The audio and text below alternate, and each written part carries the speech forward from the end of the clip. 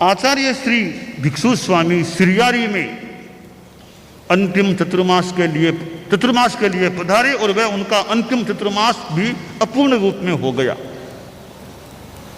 इतने पुरुषार्थी थे, पराक्रमी थे, अंतिम चतुर्मास जो हुआ उसमें भी परिश्रम करते, गोचरी भी करते थे, संतों को पढ़ाते, सिखाते, परिश्रमशील रहे।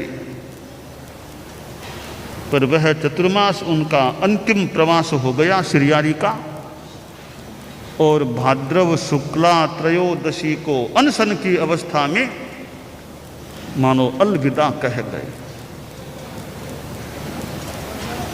एक कैसा पुरुष पुंगव, पुरुष सिंह, जो भी उचित शब्द हो वह काम में लिया जा सकता है, इस धरती पर आया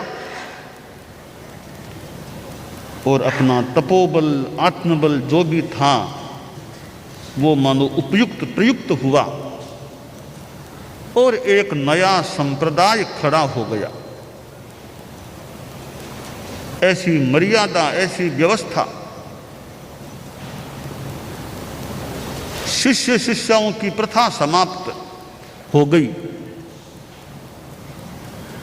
एक आचार्य की व्यवस्था, उनके उत्तराधिकारी भिक्षु स्वामी के महाप्रयाण के बाद तेरा पंथ के दूसरे आचार्य बने। आचार्य भिक्षु तो इतने निर्भीक थे, नंगी तलवार लेकर चलते थे, तलवार हाथ में लेकर चलते थे मानो वे तो ऐसे थे। कोई प्रश्न पूछ लो उत्तर दे देते, नंगी तलवार मानो हाथ में थी उनके। आओ कोई बात करने के लिए, आओ कोई तत्व चर्चा करने के लिए।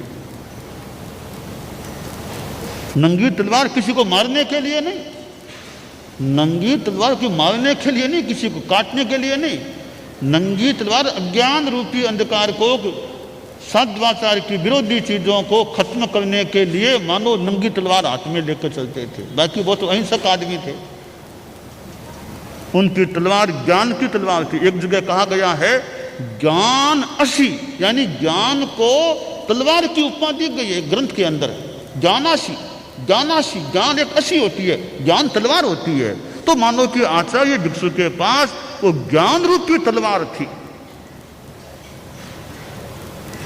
भारमल जी स्वामी ने पिता को छोड़ा, भिक्षु स्वामी को पकड़ा। कृष्णो जी को छोड़ा, भिक्षु स्वामी के साथ हुए।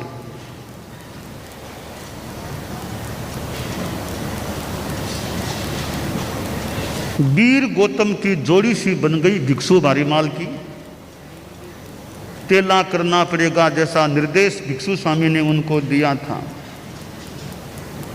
और भारमल जी स्वामी ने युवाचार्य काल तो लंबा प्राप्त किया, करीब 28 वर्षों का युवाचार्य काल, 18 वर्षों का आचार्य काल। युवाचार्य काल लंबा, आचार्य काल थोड़ा रहा उसकी अपेक्षा में। मानो कि भिक्षु स्वामी से तो कोई पिछले जन्म का उनका कोई रिश्ता रहा हो, ऐसा बताया जाता है। स्वामी जी के महाप्रयाण के बाद भारमल जी स्वामी आचार्य बने तो कोई पट्टोत्सव का प्रोग्राम नहीं हुआ, बस बन गए, प्राकृतिक रूप में आचार्य बन गए बस। करीब 44 वर्षों तक वे भिक्षु स्वामी के साथ रहे थे। और उत्तरायण का स्वाध्याय बालावस्था में या कुछ युवावस्था में जो भी करते थे, कहते हैं खड़े खड़े पूरा उत्तरायण का स्वाध्याय कर लेते। नींद आती, खड़े हो जाते। अनेक बार खड़े खड़े संपूर्ण उत्तरायणी का स्वाध्याय कर दिया, कंठस्थ किया हुआ था। सर्वाधिक युवाचार्य काल तेरा पंथ के आज तक के इतिहास में भारमल जी स्वामी का रहा। उनसे ज्यादा युवाचार्य काल रिकॉर्ड है, कीर्तिमान है, आज तक किसी का नहीं हुआ।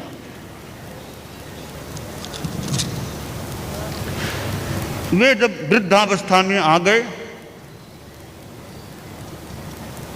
और अब पीछे की व्यवस्था आवश्यक लगने लगी, उन्होंने अपने उत्तराधिकार पत्र में 2 नाम लिख दिए। रायचंद जी, खेरसी जी, रायचंद जी, निवेदन किया गया कि गुरुदेव,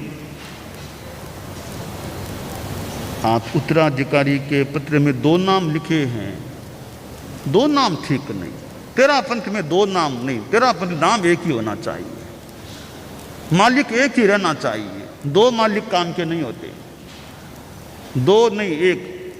आप चाहो जिसको बनाओ, वो आपकी इच्छा, बनाओ किसी एक को। हो सकता है यह निवेदन करने वाले जीत मुनि भावी जयाचार्य रहे हों कि गुरुदेव आप एक नाम ही रखिए। तो आचार्य प्रभु ने बात को स्वीकार लिया, यानी एक नाम को मिटा दिया, खेरसी का नाम मिटा दिया गया। रायचंद जी का नाम केलवा में रायचंद जी स्वामी को युवाचार्य पद दिया गया। और रायचंद जी स्वामी हमारे धर्म संघ के तीसरे आचार्य, जिनको मुनि अवस्था में ब्रह्मचारी जी कहा जाता, ब्रह्मचारी कहा जाता। और आचार्य होने के बाद उनका नाम उपनाम ऋषिराय भी नाम पड़ गया था। हम कई बार बोलचाल की भाषा में ऋषिराय महाराज कहा करते हैं।